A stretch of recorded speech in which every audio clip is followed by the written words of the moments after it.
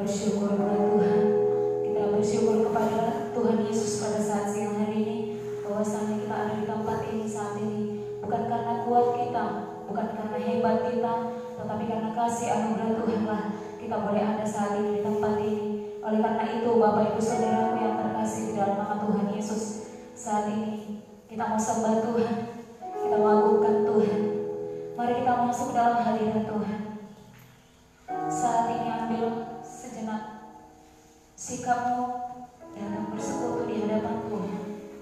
Merendahkan diri di kaki Tuhan. Terima kasih Tuhan Yesus. Engkau Allah yang baik, Engkau Allah yang luar biasa Tuhan Yesus. Walaupun saat ini Tuhan ada banyak umat-umat Tuhan yang duduk diam di rumah mereka pribadi lepas pribadi, dan kami saat ini hamba-hamba Tuhan ada di tempat ini melayani umat-umat Tuhan. Kami percaya kemuliaan Tuhan tercurah bagi kami.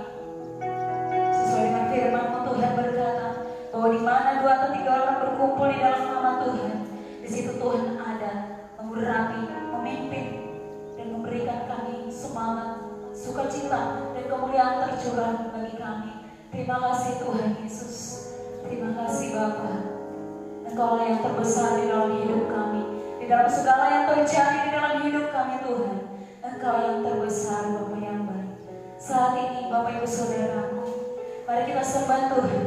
Kita agungkan Tuhan dengan segenap hati kita. Mungkin jarak memisahkan kita, tetapi kasih Tuhan tidak akan pernah berpisah dari hidup kita. Kasih Tuhan akan selalu ada bagi kita. Katakan kepada Tuhan, Kaulah yang terbesar dalam segala hal. Haleluya. Haleluya Yesus.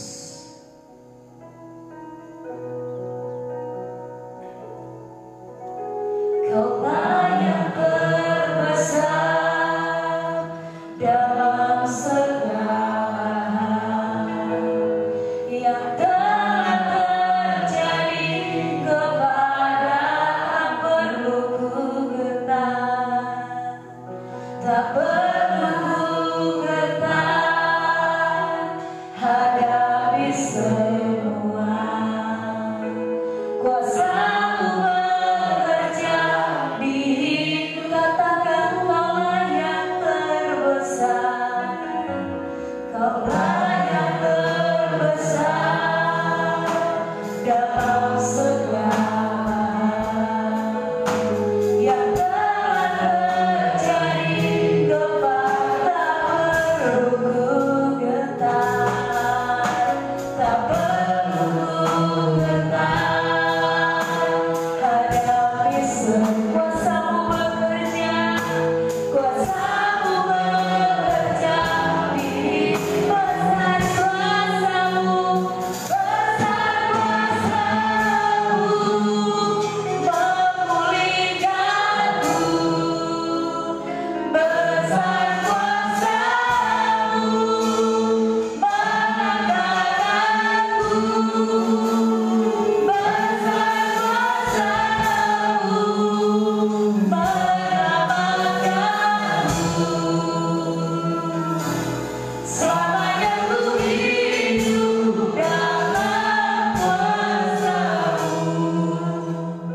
Haleluya Yesus Tuhan. Benar Tuhan Yesus. Di dalam segala yang terjadi di dalam hidup kami Tuhan saat ini, di dalam segala hal yang terjadi di tengah-tengah negara kami saat ini, hanya Engkau Tuhan yang terbesar.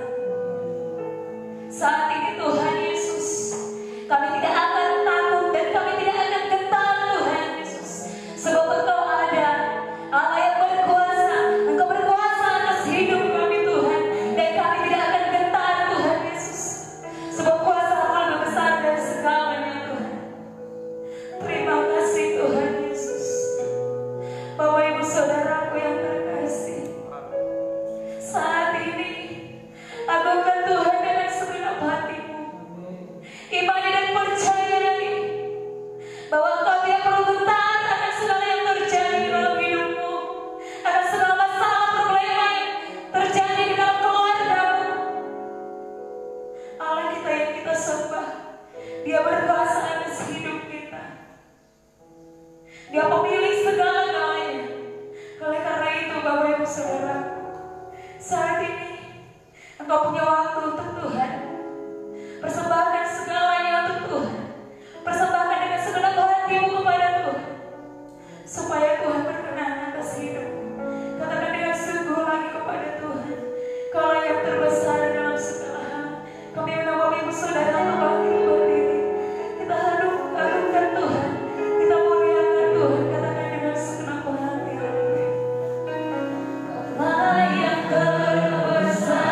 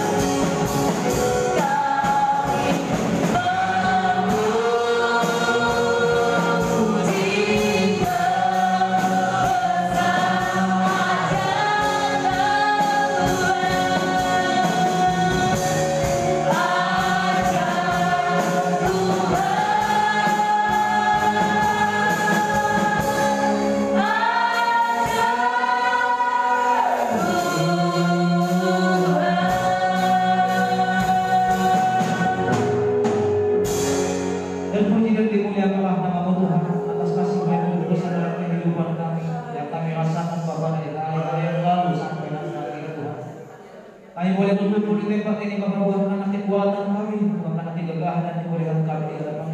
Bahkan buahkan kekudusan kami Tuhan. Tetapi ini adalah anugerah yang terbesar yang Kau berikan kepada kami. Terima kasih Bapak. Kami mau menggunakan waktu kami Tuhan untuk memuji memuliakan nama-Mu Tuhan. Terlebih dahulu Tuhan kami serahkan kepada-Mu seluruh kehidupan kami. Kami adalah manusia dan umat biasa dijatuh bangun dalam dosa Bapak. Ampuni kami terlebih dahulu Tuhan. Sehingga kami Tuhan layak Tuhan menaikkan pujian kami. Sehingga kami layak Tuhan menyembah Engkau Tuhan. Karena kami tahu Tuhan, kami tidak mau ibadah kami ini menjadi ibadah yang tradisi, tapi Kau mau Tuhan ibadah kami menjadi ibadah yang menyenangkan hati-Mu Tuhan. Sehingga Bapak, lewat ibadah kami ini Tuhan, kami semuanya umat Tuhan boleh diberkati oleh Tuhan. Terima kasih Bapak, terima kasih Yesus setiap umat Tuhan, hamba-Hamba yang ambil bagian dalam pelayanan pada hari ini Tuhan. Mulai dari mimpi doa Tuhan, sehingga soli dan bahkan pemain musik, bahkan hamba Tuhan menyampaikan firman Tuhan, kami serahkan ke dalam tangan Tuhan. Tutup bungkus lewat kuasa dalam pakai kami semuanya Bapak untuk melayani pada hari ini Tuhan. Walaupun kami tidak seberapa yang ada pada hari ini, kami percaya kuasa-Mu Tuhan tercurah bagi kami. Terima kasih Bapak, terima kasih Yesus. Saat kami mulai ibadah kami Tuhan, ada kuasa-kuasa di dalam tidak senang Tuhan.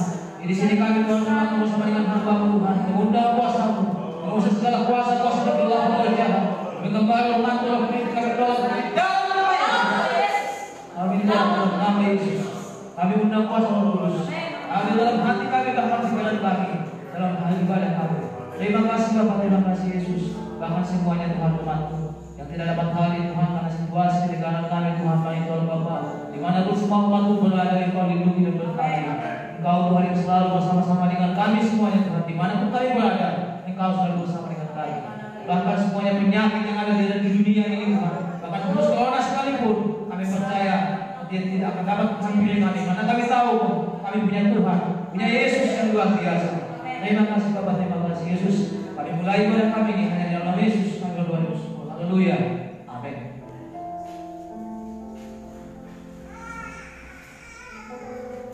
Haleluya. Puji nama Tuhan. Baik Bapak Ibu Saudara yang terkasih di dalam nama Tuhan Yesus. Sebelum kita belajar mendengarkan firman Tuhan, sebelum kita merenungkan firman Tuhan yang menjadi kebutuhan kita pada saat siang hari ini, yang menjadi kekuatan bagi kita untuk menghadapi betapa gelapnya dunia ini. Oleh karena itu, sebelum kita dengarkan firman Tuhan, kita mau berikan uluran tangan kita yang terbaik bagi Tuhan. Kita berikan persembahan kita sebagai rasa syukur kita kepada Tuhan. Kita katakan, betapa hatiku berterima kasih Yesus. Haleluya.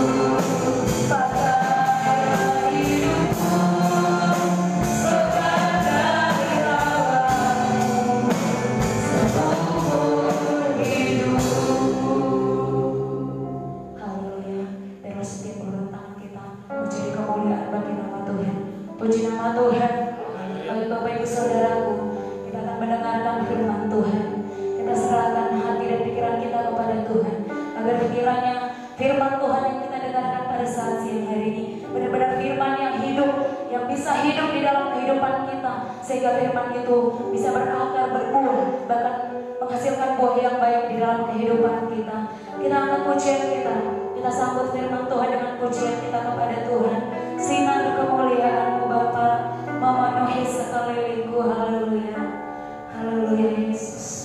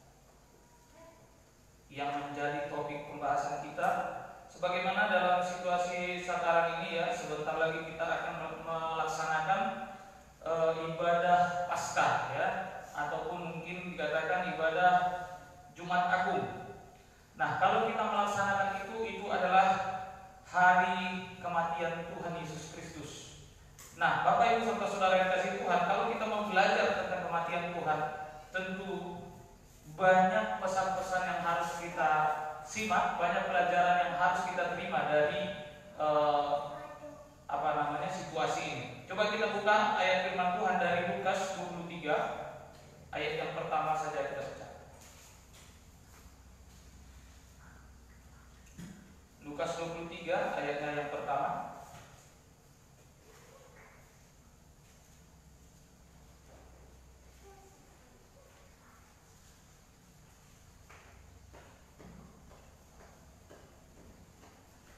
Lukas pasal yang ke-23 ayat 1, demikian firman Tuhan. Kita baca bersama-sama, semua kita yang ada di gereja, kita bangkit berdiri. Dan jemaat Tuhan yang ada di rumah, mari kita buka Alkitab kita dari Lukas 23 ayatnya yang pertama. Ya, nanti setelah kami bacakan perikopnya, nanti kita baca bersama pada ayat yang pertama saja. Yesus di hadapan Pilatus 2:3, ya. Lalu bangkitlah seluruh sidang itu, dan Yesus dibawa menghadap Pilatus. Puji nama Tuhan, silahkan kembali duduk. Dan kita mau belajar firman Tuhan. Kami minta satu orang untuk membaca firman Tuhan. Kembali baca di ayat pertama. Demikian firman Tuhan. Ya. Yesus di hadapan Pilatus. Ya. Lalu bangkitlah seluruh sidang itu, dan Yesus dibawa menghadap Pilatus. Baca terus ayat 2. Di situ mereka mulai menuduh dia. Ya. Katanya, telah kedapatan oleh kami bahwa orang ini menyesatkan bangsa kami, Ya. dan melarang membayar pajak kepada Kaisar. Dan tentang dirinya, ia mengatakan bahwa ia adalah Kristus, yaitu Raja. Puji Tuhan. Ya.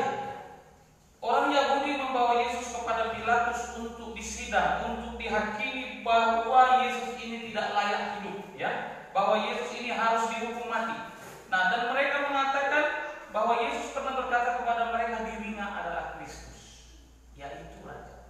Yesus mengatakan dirinya adalah yang menjadi juru selamat, tetapi mereka sama sekali tidak terima. Ya, orang Yahudi tidak terima sama sekali, sehingga mereka menyerahkan Yesus kepada Pilatus untuk dihakimi. Baca langsung ke ayat 7. Ayat yang ke-7. Ya. Dan ketika ia tahu bahwa Yesus seorang dari wilayah Herodes, Ya. ia mengirim dia menghadap Herodes, Nah, terus. yang pada waktu itu ada juga di Yerusalem. Nah, ini singkatnya. Pilatus sudah menginterogasi Yesus, tetapi Pilatus tidak temukan sedikit pun kesalahan pada Yesus, sehingga dia melemparkan resiko itu, atau dia melemparkan tanggung jawab itu kepada Herodes. Baca berikut baru. Yesus di hadapan Herodes. Terus. Ketika Herodes melihat Yesus, Ya. ia sangat girang, sebab sudah lama ia ingin melihatnya, Ya. karena ia sering mendengar tentang dia. Ya. Lagi pula ia mengharapkan melihat bagaimana Yesus mengadakan suatu tanda. Iya, Raja Herodes mengharapkan tanda dari Yesus, ya. Tetapi sedikit pun Yesus tidak akan menjawab dia, dan sedikit pun tanda tidak akan dia peroleh. Bahwa saya mau sampaikan kepada kita, kalau orang yang tidak peduli dengan kebenaran firman Tuhan, tidak mau terima Yesus, sedikit pun dia tidak akan menerima tanda. Ya, dia tidak akan melihat tanda kalau dia tidak peduli dengan keselamatan yang dari Yesus. Maka hari-hari ini Bapak Ibu Saudara kasih Tuhan, banyak orang di luar sana, apa buktinya Yesus itu Tuhan, apa buktinya Yesus itu Raja Juru Selamat. Mereka tidak akan pernah melihat karena mereka memang tidak mau terima. Puji Tuhan. Maka jangan heran orang-orang mengejek kita. Ya, manusia Yesus kok dianggap Tuhan. Ya, ini ayatnya. Jadi orang yang tidak peduli dengan keselamatan yang sudah Yesus persiapkan, mereka tidak akan menerima atau melihat tanda sekalipun. Ya, baca terus. Ia mengajukan banyak pertanyaan kepada Yesus, Ya. tetapi Yesus tidak memberi jawaban apapun. Yang satu pun tidak akan dijawab. Memberikan pertanyaan yang juga menyangkut kepada pengharapan. Dia bertanya mengharap suatu jawaban. Yesus tidak akan menjawab. Ya. Orang yang tidak peduli kepada Tuhan, tidak peduli kebenaran firman Tuhan, tidak akan pernah mendapatkan jawaban. Ya. Nah, kita juga yang ada di Gereja Tuhan Indonesia, kita harus memberikan sepenuhnya pengharapan kita pada Yesus, atau memperhatikan apa yang Yesus mau, maka kita akan dapat jawaban. Puji Tuhan. Ya, baca dulu terus, kita lompat ke ayat 12. Ayat yang ke-12. Ya. Dan pada hari itu juga bersahabatlah Herodes dan Pilatus. Ya. Sebelum itu mereka bermusuhan. Iya, ini tentang Herodes dan Pilatus. Pertama Pilatus menerima Yesus untuk diinterogasi, kemudian dia lemparkan kepada Herodes. Tetapi sedikit pun tidak ada ketemu kesalahan Yesus di pandangan Pilatus, juga di pandangan Herodes. Ya, tetapi ketika itu terjadi, ketika Yesus akan disidang, maka Pilatus dan Herodes menjadi bersahabat. Karena apa? Ya, nanti akan saya jelaskan. Baca terus. Ayat yang ke-13. Ya, baca berikutnya. Yesus kembali di hadapan Pilatus. Ya. Lalu Pilatus mengumpulkan imam-imam kepala Ya. dan pemimpin-pemimpin serta rakyat dan berkata kepada mereka, Iya.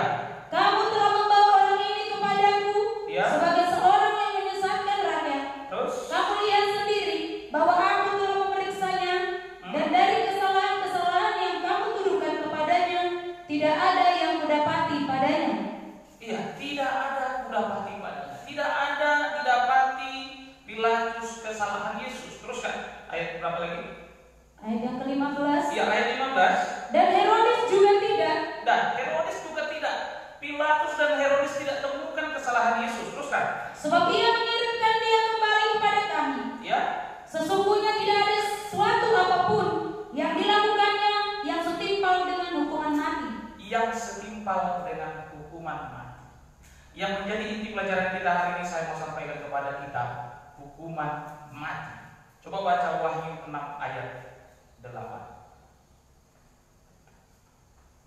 Kami minta ada di sana. Wahyu 6 ayat yang ke-8. Ya. Dan aku melihat, Ya. sesungguhnya ada seekor kuda hijau kuning, Ya. dan orang yang menungganginya bernama Maut, Ya. dan kerajaan maut mengikutinya. Ya, kerajaan maut mengikutinya. Jadi waktu Yesus mau disalib, waktu Yesus mau menerima hukuman mati, ya, ini sudah dinubuatkan dan ini berlaku juga nubuatannya bagi kita yang hidup di akhir zaman ini. Puji Tuhan. Ya, hukuman mati, ya. Kenapa kita yang berdosa tidak menerima hukuman mati? Karena kita telah ditebus oleh Yesus. Teruskan dulu. Teruskan. Dan kepada mereka, Ya. dan kepada mereka diberikan kuasa. Ya, kepada penunggang kuda hijau kuning atau maut ini diberikan kuasa untuk membunuh umat manusia. Terus kan?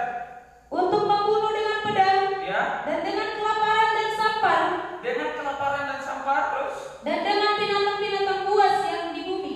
Iya, terus kan?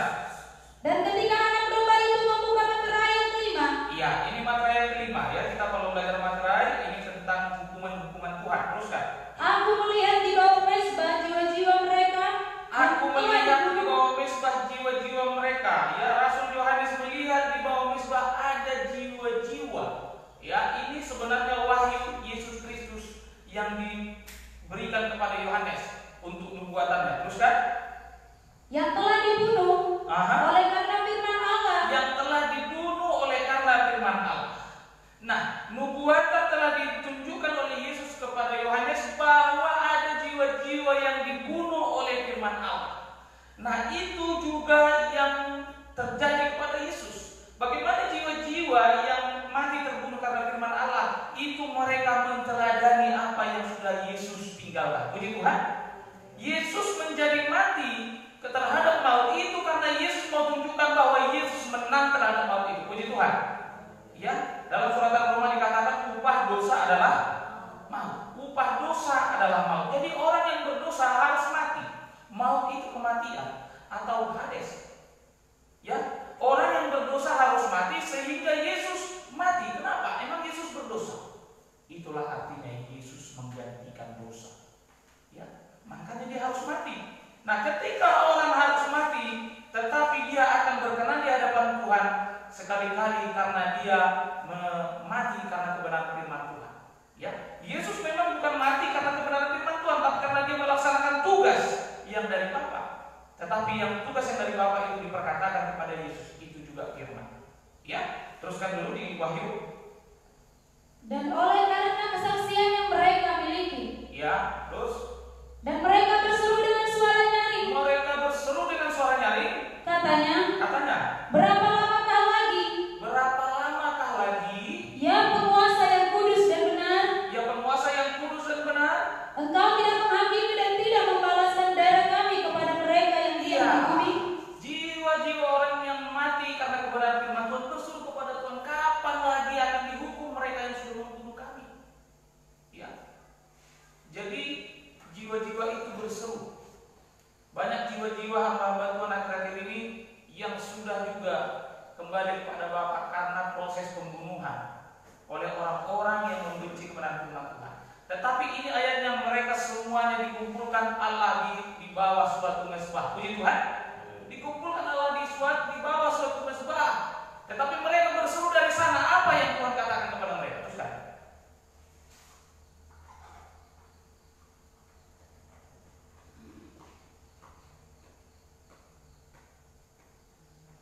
Teruskan. Wahyu 6 tadi. Ya. Kata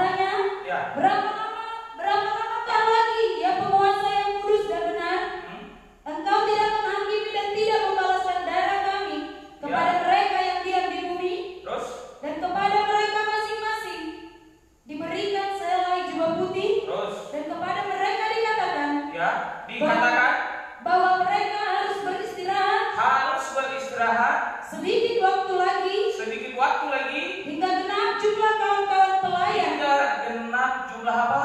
Kawan-kawan pelayan Iya. dan saudara-saudara mereka Dan saudara-saudara yang akan dibunuh sama seperti yang mereka. akan dibunuh. Kita harus garis bawahi yang akan dibunuh. Jadi Yesus mati di kayu salib, dibunuh. Ini sebenarnya pesannya sangat dalam. Bagi kita yang hidup di akhir zaman akan mengalami hal yang sama. Kepada rasul-rasul juga mereka alami hal yang sama. Yesus mati di kayu salib karena kebenaran. Rasul-rasul pun demikian. Puji Tuhan. Jiwa-jiwa yang disebutkan dalam kitab Wahyu ini juga demikian. Kita juga demikian. Puji nama Tuhan. Akan masih banyak lagi jiwa-jiwa yang harus mati dibunuh oleh karena kebenaran Tuhan. Sama seperti jiwa yang tersebut tadi. Sama seperti jiwa yang telah ada di bawah mesbah itu, yang berseru-seru berapakah lama lagi. Apakah kita masuk di bagian situ? Saya mau katakan, kalau saya toh akan masuk kepada bagian itu, saya akan katakan haleluya, saya siap. Nah, dengan demikian kita tidak akan takut menyebarkan kebenaran firman Tuhan. Puji Tuhan. Ya, jadi kita harus mempersiapkan diri. Kita harus mampu sekalipun kematian itu harus datang. Sekalipun kematian itu harus datang. Kita harus siap. Karena itulah yang Tuhan Yesus tinggalkan. Yesus dibawa kepada Pilatus, dibawa kepada Herodes, kembali lagi kepada Pilatus. Tak satu pun kesalahan ketemu. Tetapi Yesus harus mati dihukum. Tak satu pun kelakuan Yesus yang setimpal dengan hukuman mati. Sehingga Yesus mati bukan karena dosa. Kalau di Roma dikatakan upah dosa adalah maut, yaitu kematian. Tetapi bagi kita orang benar, kematian itu adalah suatu keuntungan. Puji Tuhan. Sebagaimana Rasul Paulus katakan kematian adalah keuntungan. Kenapa keuntungan? Ini kita langsung bertemu dengan Bapa. Puji Tuhan. Ya, kita harus ingat juga seorang penyamun yang mati di sebelah kanan Yesus. Kata Yesus apa kepadanya? Hari ini aku bersama dengan kamu di Firdaus. Berarti langsung kepada Bapa. Orang yang benar di pandangan Tuhan itu langsung. Jadi sekiranya pun hari ini saya harus mati, katakan ada orang jahat dari luar sana, ada oknum si jahat dari luar sana, tembak saya ketika saya sampai ke firman Tuhan, saya siap. Malah saya rindu kayak gitu. Ya. Dah. Kenapa? Mati dalam kebenaran. Mati itu keuntungan. Puji Tuhan. Sehingga kita tidak takut. Yesus tidak sedikit pun takut. Tidak. Yesus tidak sedikit pun gentar dengan kematian itu. Sekalipun memang secara manusia dia berpikir ini terlalu berat. Sehingga sebelum dia ditangkap dia sempat berdoa kepada Tuhan, kiranya jauhkanlah cawan ini. Tapi bukan kehendak. Itu karena dia berpikir secara manusia. Memang kita pun sebagai manusia, kita tidak akan sanggup ya menjalani hidup kita sebagai umat Tuhan kalau kita tidak menyikapi firman Tuhan dengan benar, tidak menjadi pelaku firman Tuhan yang benar. Ya. Kalau kita hanya menjadi umat Tuhan atau pelayan yang suam-suam, kita akan tak sanggup. Ya, tidak bisa, tidak akan kuat kita. Tetapi kalau kita sungguh-sungguh, kita akan sanggup. Puji Tuhan, kita akan bersukacita dan berbahagia. Nah, saya mau dibacakan lagi dari Matius berapa ya? Matius 10 ayat 28. Coba dulu baca Matius 10 ayat 28. Ini ketika Yesus mengutus murid-murid ya, atau Yesus memanggil murid-murid sehingga Yesus katakan, aku akan mengutus kamu seperti domba di tengah serigala. Teruskan baca di ayat di Matius 10 ayat 28. Matius 10 ayat yang ke-28. Ya. Dan janganlah kamu takut kepada mereka. Ya. Yang dapat membunuh tubuh. Ya. Tetapi yang tidak berkuasa membunuh jiwa. Nah, jangan takut kepada mereka yang berkuasa membunuh tubuh. Orang yang berkuasa membunuh tubuh seperti yang di Wahyu tadi, ya, penunggang kuda hijau kuning, namanya adalah Maut. Itu berkuasa membunuh, ya. Katanya di situ dia berkuasa membunuh dengan pedang, dengan kelaparan, dengan sampar, juga dengan binatang buas. Ya, kita tidak usah takut. Puji Tuhan. Umat Tuhan tidak usah takut. Karena apa? Baca terus. Takutlah terutama kepada Dia. Takutlah kepada Dia yang berkuasa membinasakan baik jiwa maupun tubuh di dalam neraka. Iya. takutlah hanya kepada Tuhan. Itu maksudnya. Yang berkuasa membunuh tubuh dan jiwa dan menghukumnya ke neraka itu hanya Tuhan. Takutlah kepada. Maka ketika orang mengancam kita, atau katakanlah seperti agama seberang, ada yang mengatakan bahwa orang Kristen katanya takut dengan dua kata, ya, dengan dua kata Allahu Akbar. Kenapa? Karena itu katanya lafaz yang sangat sakral sehingga jin-jin dan juga musuh-musuh Allah akan takut. Katanya kita musuh Allah. Ya. Tapi kita sebagai umat Tuhan tidak perlu tersinggung. Ya. Dan mereka katakan kita bisa saja mati. Ya. Kalau kita tidak seakidah dengan mereka. Halal darah kita bagi mereka. Kita tidak usah takut. Puji Tuhan. Kalaupun nanti datang, ya, diserang kita di sini, kita tidak takut. Ya. Jangan ada yang takut. Takutlah hanya kepada Tuhan. Kecuali kita bukan dalam belajar firman Tuhan, kita mencuri. Oh, aku anak Tuhan, kita mencuri terus kita mati. Itu mati konyol namanya. Bukan mati di dalam Tuhan ini. Tapi ketika kita belajar firman Tuhan, kita pelayanan, kita mati, kita syahid, martir. Puji Tuhan. Ya.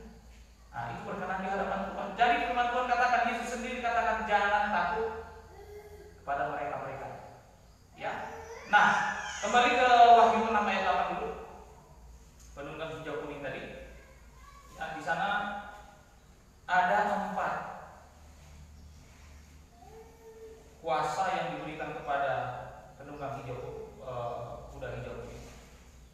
Wahyu 6 ayat 8, bacalah. Wahyu 6 ayat yang ke-8. Ya. Dan aku melihat, Ya. sesungguhnya ada seekor kuda hijau kuning, Ya. dan orang yang menungganginya bernama Maut, Terus kan? dan kerajaan maut mengikutinya. Kerajaan maut mengikutinya terus. Dan kepada mereka diberikan kuasa atas seperempat dari bumi, Ya. untuk membunuh dengan pedang, Nah, membunuh dengan pedang. dan dengan kelaparan dan sampar, Terus. dan dengan binatang-binatang buas yang di Nah, bumi. di sana sebenarnya itu ayat rujukan. Ini merujuk kepada Yehezkiel 14 ayat 21. Saya baca. Ya, beginilah firman Tuhan Allah. Jauh lebih dari itu, kalau aku mendatangkan keempat hukumanku yang berat-berat. Ini hukumanku yang berat-berat. Apakah itu? Yaitu pedang, kelaparan, binatang buas, dan sampah. Jadi yang dipercayakan kepada penunggang kuda hijau kuning itu adalah hukuman Tuhan yang berat-berat. Itu berat-berat. Nah, sekarang ini sedang terjadi kepada kita. Di sana ada sampah, yaitu virus. Ini hukuman Tuhan yang berat. Kenapa harus ada hukuman yang berat? Karena ada pelanggaran. Puji Tuhan. Ada pelanggaran oleh siapa? Oleh manusia. Kemarin kita sempat pincik. Kita sangka ini hanya untuk orang Cina saja. Kita sangka virus ini sebagai pukulan hanya bagi orang Cina saja. Ternyata seluruh dunia. Kenapa ini terjadi? Kita harus pandang firman Tuhan katakan dalam surat Yesaya, angkat kepala pandang sekeliling. Kita lihat apa yang terjadi seluruh dunia ini. Bahwa hari-hari ini dunia atau manusia tidak lagi peduli dengan kebenaran firman Tuhan. Sehingga upahnya adalah maut. Penunggang kuda hijau kuning ini adalah maut yang dipercayakan kepadanya 4 hukuman Tuhan yang berat-berat. Kelaparan sudah pernah terjadi. Pedang sudah sering terjadi. Sekarang virus. Nanti habis virus ada lagi binatang buas. Kalau binatang buas selama ini terjemahkan kan binatang pemakan daging. Ya. Apa yang tidak kita pikirkan itu yang akan terjadi menyiksa kita. Nah, kalau orang-orang tidak percaya lagi kepada Tuhan, tidak peduli lagi dengan kebenaran firman Tuhan, hukuman itu akan datang. Sesuai dengan suratan Roma tadi. Upah dosa adalah maut. Dosa apa? Kita perhatikan hari-hari ini, bahkan orang Kristen sendiri pernikahan sejenis. Kenapa Sodom dan Gomora dihukum Tuhan? Karena itulah yang terjadi. Laki-laki bersetubuh dengan laki-laki. Homoseksual terjadi. Di sana jelas ketika malaikat Tuhan datang menuju rumah Lot dalam rupa laki-laki, maka datang laki-laki lain. Orang Sodom dan Gomora itu bertanya kepada Lot, siapakah tamumu itu? Bisakah kami pakai homoseksual? Ini yang terjadi hari-hari ini di Indonesia sudah merebak, Bapak Saudara. Di dunia, kalau di Amerika ini sudah halal pernikahan sejenis. Jangankan sejenis, nikah sama boneka pun diberkati di gereja, Bapak. Saya berani katakan karena saya saksikan. Saya tidak takut karena ini live streaming ya. Didengar oleh semua. Berdasarkan data. Nah, karena sakitnya hati Tuhan, Tuhan Yesus katakan bahwa segala kekejian bagi Allah akan mendapatkan hukumannya yang setimpal. Ada ayat firman Tuhan mengatakan laki-laki tidak boleh memakai pakaian perempuan. Kenapa? Itu kekejian bagi Allah. Sekarang banyak perempuan pakai baju laki-laki, laki-laki pakai baju perempuan, transgender, LGBT. Ini yang sekarang merebak, sehingga sakitnya hari Tuhan itu tidak bisa kita pungkiri. Nah, karena sakit hati Tuhan, maka pelanggaran kita, dosa kita, itu upahnya adalah maut bagi orang-orang yang tidak mengenal Tuhan. Puji Tuhan. Sekiranya mereka mengenal Tuhan, mengenal kebenaran firman Tuhan, menerima keselamatan yang Tuhan Yesus berikan, maka tidak mungkin mereka melaksanakan hubungan seks yang menyimpang itu, atau homoseksual itu, atau LGBT. Kalau mereka menyatakan diri dengan perbuatannya adalah LGBT, mereka adalah orang-orang yang tidak menerima kebenaran firman Tuhan. Maka bagi mereka tidak berarti keselamatan yang Tuhan Yesus berikan, tidak berarti tebusan yang Yesus berikan. Sehingga apa? Dosa mereka akan mereka tanggung sendiri. Kalau kita baca lagi Yeskiel yang telah saya baca, ini kisah tentang Tuhan menghukum Yerusalem ataupun orang Israel. Sekalipun Nuh ada di sana sebagai orang, katakan orang Israel, sekalipun Ayub, sekalipun siapa lagi namanya itu, ya pokoknya ada 3 orang yang berkenan di hadapan Tuhan ada di sana. Bukan berarti bangsa itu akan selamat. Mereka orang yang benar itu hanya menyelamatkan dirinya sendiri. Maka kalau Bapak Gembala pernah katakan, kita ke surga tidak boncengan sendiri-sendiri dari Yeskiel. Sendiri-sendiri. Tidak bisa bawa istri, bawa anak, tidak bisa. Itu Alkitab tertulis. Nah, jadi Bapak Ibu serta saudara yang dikasihi Tuhan, kenapa ini terjadi? Ini hukuman yang berat kepada dunia ini. Tetapi ketika Tuhan menurunkan suatu tulah, Tuhan menurunkan suatu hukuman, sebenarnya maksud Tuhan adalah rancangan yang indah. Puji Tuhan. Kemauan Tuhan sebagaimana kepada bangsa Israel supaya kembali kepada jalan yang benar. Puji Tuhan. Supaya kembali beribadah, supaya kembali bersikap sebagaimana anak Tuhan. Ya. Tapi kenapa kok orang Kristen kena? Kenapa ada pendeta yang meninggal karena virus ini? Berarti dia orang berdosa? Tidak. Karena rancangan Tuhan bagi setiap orang itu berbeda-beda. Puji Tuhan. Kalaupun ada hamba Tuhan yang kena, Tuhan punya rancangan tersendiri bagi pelayanannya, bagi diri. Ya. Wah, harusnya kan anak Tuhan nggak boleh kena. Oh, tidak bisa. Karena Ayub pun mengalami sakit yang mengerikan. Bukan berarti kalau sudah anak Tuhan nggak kena sakit, nggak bisa. Tapi sejatinya karena ini masih meluas di seluruh dunia, ini adalah hukuman Tuhan. Ya, dalam surat Yeskiel itu katanya ini adalah hukuman Tuhan yang berat. 4. Itulah yang diberikan kepada penunggang kuda hijau ini. Nah, jadi Bapak Ibu serta saudara yang dikasihi Tuhan, sesuai dengan momen yang akan ya kita jalankan, yaitu Paskah. Yesus digiring kepada salib. Ini menjadi pesan yang sangat berat kepada kita bahwa Yesus harus mati, menanggung dosa, menebus dosa kita. Kalau Yesus harus mati menebus dosa kita, maka kita jangan sia-siakan tebusan Yesus. Puji Tuhan. Jangan sia-siakan tebusan darah Yesus ini dengan cara mengikuti cara hidup orang-orang yang dunia ini. Firman Tuhan katakan janganlah kita sama dengan dunia ini, ya, supaya kita tidak menyia-nyiakan kematian Yesus itu. Tadi saya bukakan sampai kepada sampar, kepada virus, sampai kepada LGBT. Ini adalah contoh orang-orang yang sama dengan dunia ini. Itu cara dunia. Sejak zaman dahulu Yesus atau Allah sudah benci dengan cara-cara yang begini. Itu di Sodom dan Gomora. Bahkan langsung Tuhan hukum. Kenapa kita yang hidup di akhir zaman mau mengulang dosa yang sama? Ya. Perzinahan di mana-mana. Ya. Tukaran istri, tukaran suami. Itu yang terjadi di Sodom dan Gomora. Hari-hari ini di Indonesia pun sudah ada. Di dunia ini sudah banyak. Dengan kawan sekolah tukaran istri, dengan kawan sekolah tukaran suami. Kiranya Tuhan jauhkan itu dari kita semua. Puji Tuhan, dari jemaat Tuhan di gereja Tuhan di Indonesia, dijauhkan Tuhan segala dosa-dosa yang demikian.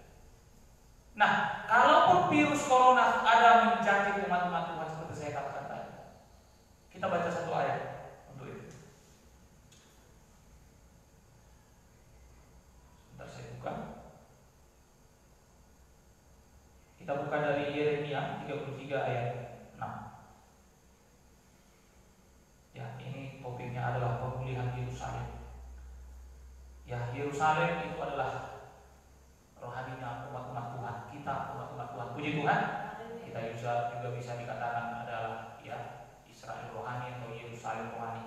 Kita lah warga-warga Yerusalem rohani. Kita akan mengalami hal yang sama seperti dalam surat Yeremia. Baca. Yeremia 33 ayat yang ke-6, demikian firman Tuhan. Ya. Sesungguhnya Aku akan mendatangkan kepada mereka kesehatan dan kesembuhan. Mendatangkan kepada mereka, kepada umat-umat Tuhan yang pernah terjangkit virus, sakit penyakit apapun, Tuhan berjanji akan mendatangkan kesembuhan. Dan aku akan menyembuhkan mereka dan akan meningkatkan kepada mereka kesejahteraan.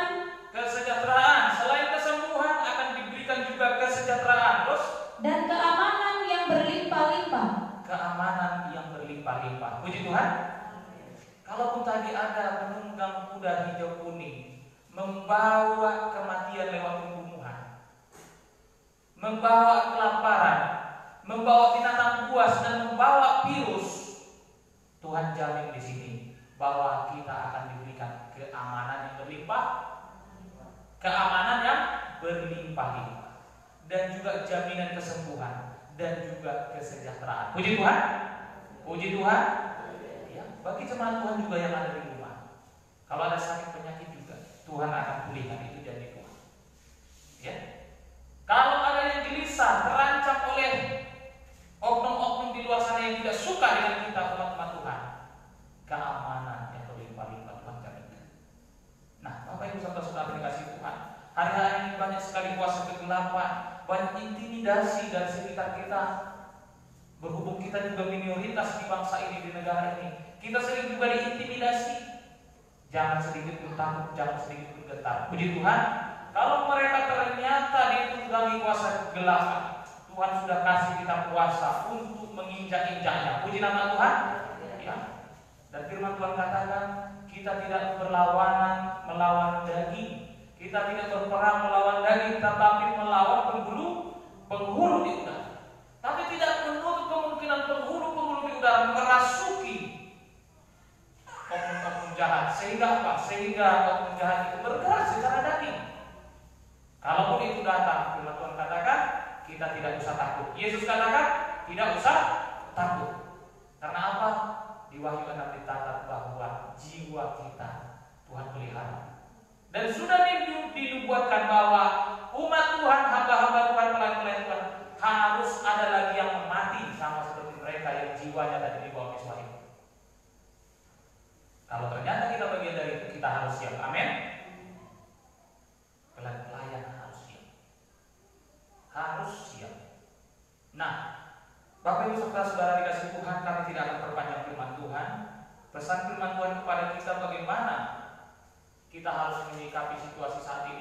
Bagaimana kita harus menyikapi kematian Yesus? Kita harus tunjukkan dari perbuatan kita. Satu ayat terakhir untuk kita sebagai kesimpulan. Buka dari Wahyu 12 ayat 10 dan 11. Silakan baca. Sana berikutnya nyanyian kemenangan.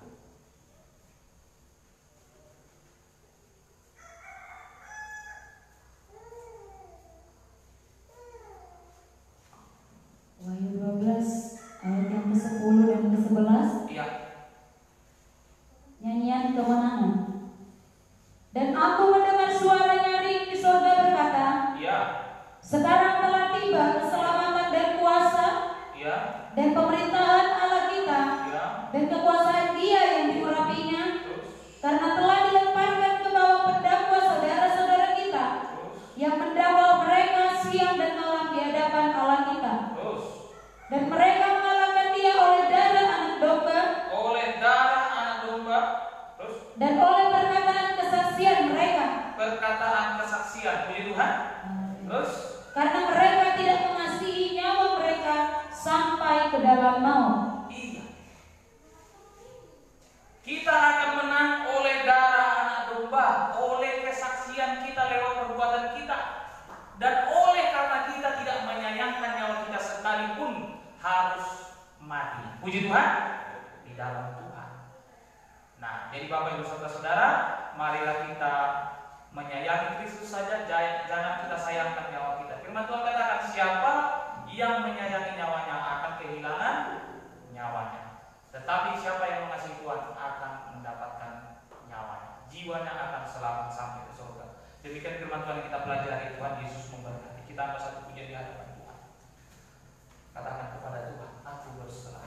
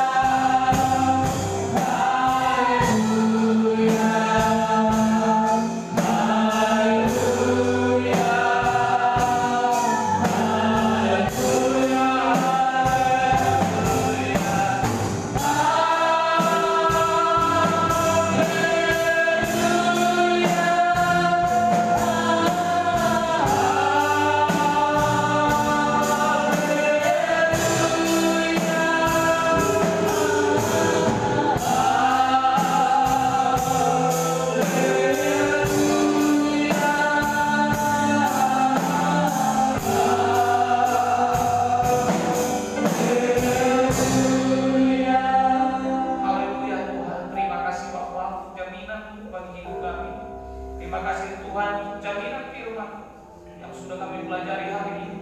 Sekalipun maut ada di sekitar kami aman bersama Tuhan. Terpuji dimuliakan Tuhan, kami serahkan segala hidup kami ke dalam tangan. Dan terima kasih kami telah belajar dari Tuhan. Kami akhiri sesi ini Tuhan dalam nama Yesus. Amin. Selanjutnya kami serahkan kepada Bapak Kepala.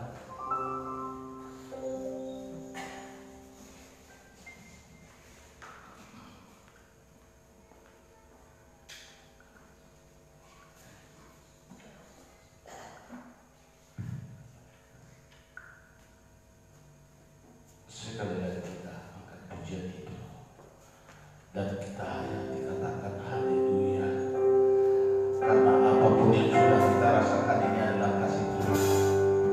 Haleluya, haleluya, haleluya,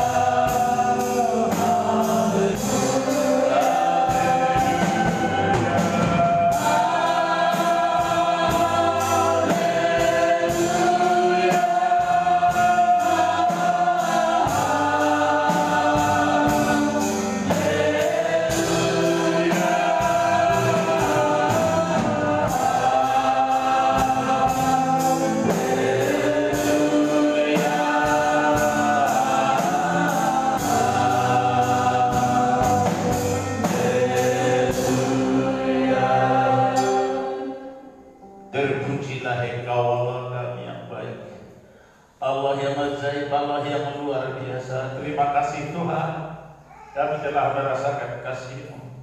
Kau berikan kami kesempatan yang indah ini Tuhan. Kami boleh beribadah, memuji, memuliakan nama-Mu dan belajar dari firman. Firman yang sudah kami belajar, yakinkan di dalam hati kami Tuhan. Ukirkan di setiap kehidupan kami. Engkau adalah jaminan hidup kami Tuhan. Terima kasih Bapa. Kami mendengarkan berita-berita yang menakutkan di dunia ini Bapa.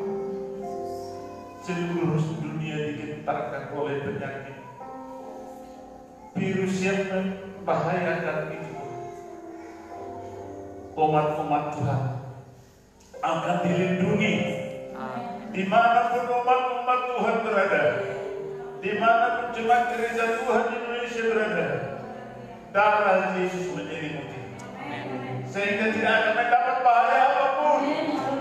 Virus corona pun tidak akan mengganggu, karena semuanya kami adalah milik Tuhan. Terima kasih Tuhan, terima kasih.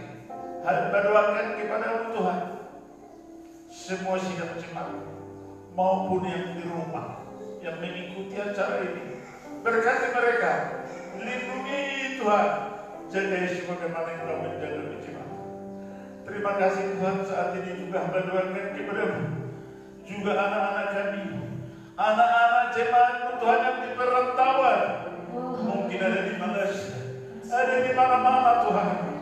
Saat ini hamba doakan kepada-Mu Tuhan, kami sangat terbatas Tuhan, kami sangat terbatas, kami tidak bisa Tuhan melihat mereka, tetapi Engkau Allah yang menjadi. Kuserahkan mereka semua ke tangan perlindungan-Mu Bapa. Jauhkan segala bahaya, jauhkan penyakit corona dari mereka Tuhan. Berikan mereka semuanya kesehatan Tuhan. Kami akan mendengarkan berita-berita sukacita dari mereka. Terima kasih Tuhan, terima kasih. Berkati anak-anak yang masih sekolah Tuhan, jadikan menjadi anak-anak yang baik, menjadi anak-anak yang pintar di hadapan-Mu juga di hadapan kami manusia. Terima kasih Tuhan, terima kasih. Demikian juga semua hamba-hamba pelayan-pelayan di gereja Tuhan di Indonesia. Engkau pakai Tuhan, Engkau ragu semua. Pakai mereka Tuhan menjadi dekat bagi banyak orang, sehingga melalui hidup mereka nama Tuhan ditinggikan, dimuliakan. Jiwa-jiwa akan semakin banyak, bertambah-tambah, datang menyenangkan hati Tuhan. Terima kasih Tuhan. Saat ini juga berdoakan kepada uluran tangan kami yang sudah kami kumpulkan. Kami serahkan kepada-Mu Tuhan. terimalah menjadi jubah yang harum di hadapan-Mu, dan balaskan kepada semua umat-Mu dengan berkat yang berlimpah-limpah. Berkati di segala usaha pekerjaannya. Terpujilah Engkau Tuhan.